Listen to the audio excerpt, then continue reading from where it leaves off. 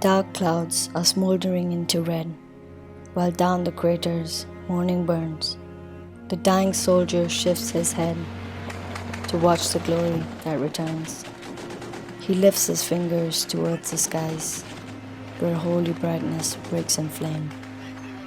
Radiance reflected in his eyes, and on his lips a whispered name. You'd think to hear some people talk, that lads go west with sobs and curses, and sullen faces, white as chalk, anchoring for wreaths and tombs and hearses, but they've been taught the way to do it, like Christian soldiers, not with haste, and shuddering groans, but passing through it, with due regard for decent taste.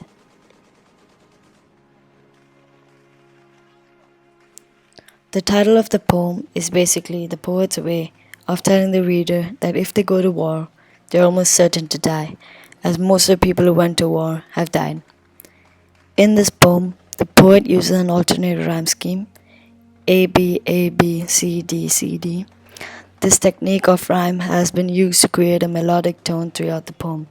The soft and melodic rhyme makes the idea of death not so sad, but more of a fact that we all should accept as it is a part of life.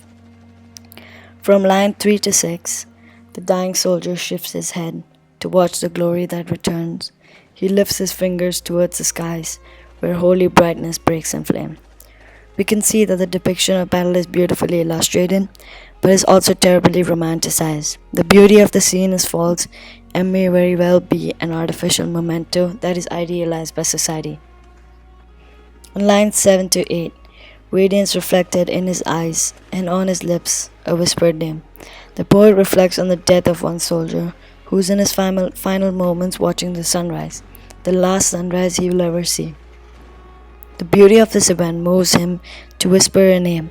Perhaps it is a prayer to his God, or possibly a farewell to a loved one. On line 9, you think to hear some people talk. Sasson shows how society sees a soldier's death, as while at the same time showing that what he hates the most about war is the absurdity of society's portrayal of death in war.